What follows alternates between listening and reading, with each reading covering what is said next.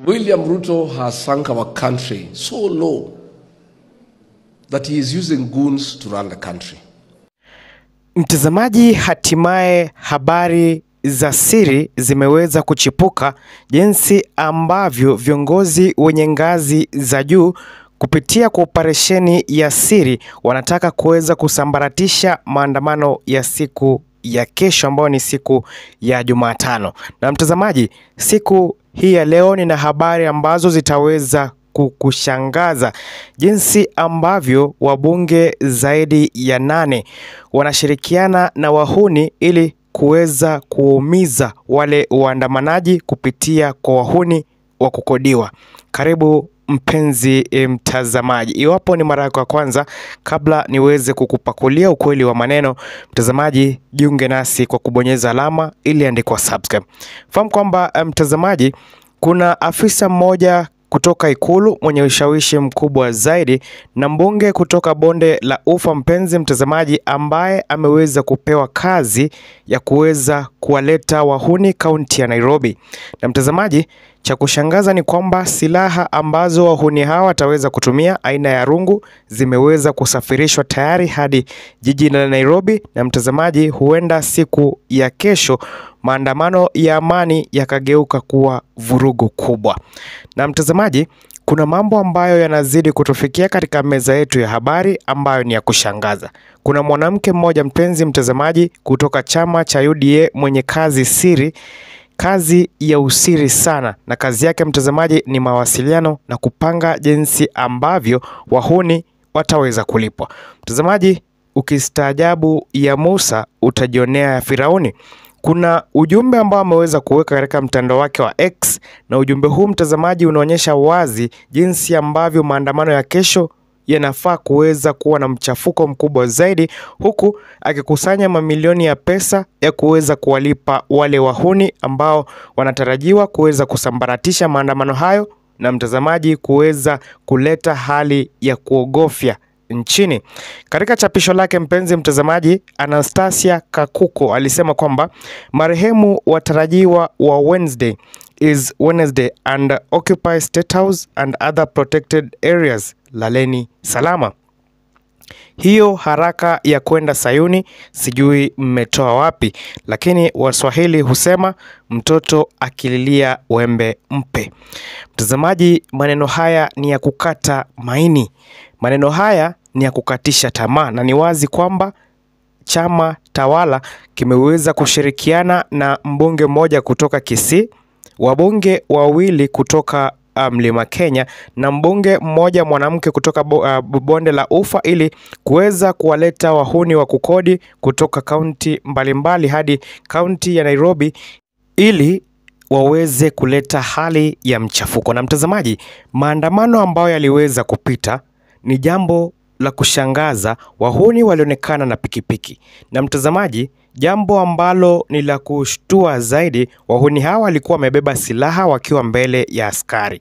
Wahuni hawa walionekana wakijaza mafuta pikipiki zao mbele ya askari, na ni jambo la wazi kwamba wahuni wameweza kulindwa kupita jinsi ambavyo raia wa kawaida ambao hawana hatia wameweza kulindwa.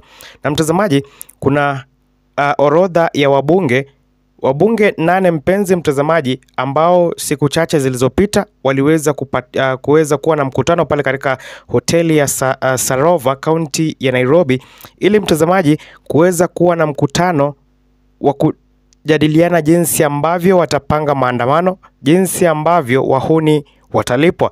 Na mtazamaji, wahuni hawa ni vijana ambao wanatolewa pale katika maeneo ya mabanda pale Nairobi, maeneo kama vile Kibera, Mathare, Mukuru wa Ruben, wale vijana ambao hawana kazi, idlers, na kazi yao mtazamaji wanapewa silaha na shilingi 1000 ili kuweza kuchafua ama kuleta hali ya mchafuko katika maandamano, na wamepewa target wakiambiwa wanafaa wawapokonye waandamanaji simu ili wasiweze kurekodi ushahidi wowote, wasiweze kurekodi chochote jinsi ambavyo mambo yanaendelea kufanyika. Mtazamaji, kuna jambo ambalo limekuwa likinisumbua sana.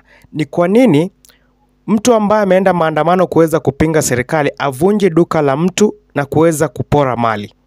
Mtazamaji, ni wazi kwamba serikali hii inashirikiana na wahuni ili kuweza kuleta uharibifu.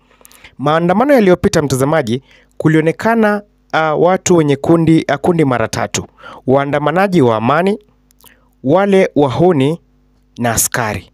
Na mtazamaji, askari walionekana kuweza kuwalinda wahuni wa kukodiwa ambao mtazamaji wameletwa ili kuweza kuvuruga maandamano. Na ni jambo ambalo mtazamaji linashangaza sana. Kwa nini serikali iweze kutumia baadhi ya maafisa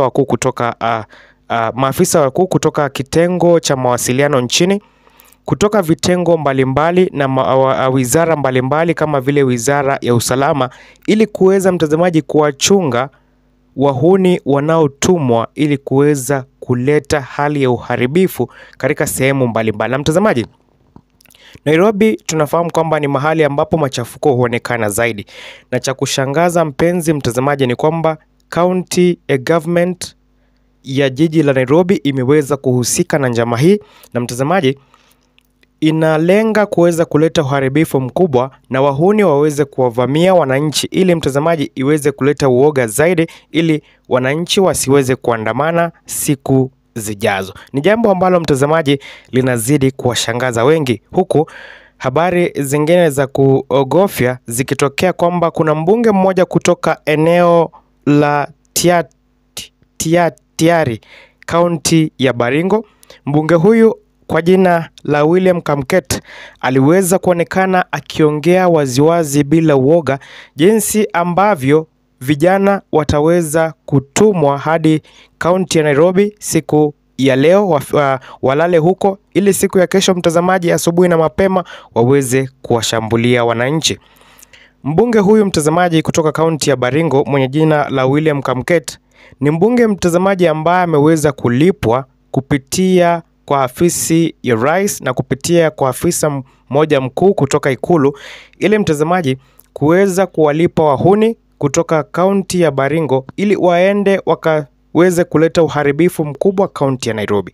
Na mtazamaji, ni jambo ambalo linazidi kuwashangaza wananchi, huku wakijiuliza ni kwa namna gani serikali ambayo iliweza kuchaguliwa ili iwe tendakazi inashirikiana na wabunge ambao hawana huruma, wabunge ambao walichaguliwa na wananchi na baadaye mtazamaji wamekuwa vigeugeu, wanawageukia wananchi, wanataka kuangamiza wananchi kwa kile ambacho mtazamaji wanakidai kuwa ni haki yao. Mtazamaji, ni wazi kwamba mambo yanazidi kuharibika zaidi, na kila kuchao mtazamaji kuna mambo ambayo yanazidi kuchipuka kutoka serikalini ambao mtazamaji si mambo ya kuweza kushabikia. Tunaona kwamba mtazamaji kuna baadhi ya wabunge ambao wameweza kujitenga na serikali, na watu wamekuwa wakiuliza kwa nini wabunge hao waweze kujitenga na serikali. Mambo hatimaye yameweza kuchipuka. Na mtazamaji, serikali kupitia kwa wale maafisa wakuu kutoka ikulu wameonekana mtazamaji kuwa watu wanyama zaidi. Kwa nini? Afisa kutoka ikulu na mbunge mmoja anayeheshimika kutoka eneo la Bonde la Ufa kuweza kufacilitate hawa ambao ni goons ama wahuni wa kukodiwa waweze kulipwa na kupewa silaha. Na mtazamaji, silaha hizi zinatengenezwa katika kaunti ya Nanyuki, kiwanda kimoja ambao kinamilikiwa na mmojawapo ya wale wanasiasa wanaoshabikia serikali ya Rais William Ruto, na zinasafirishwa kutumia gari za serikali. Na mtazamaji, ni jambo ambalo Wakenya wamesema mwaka 2027 Rais William Ruto aende nyumbani na asiwahi onekana tena.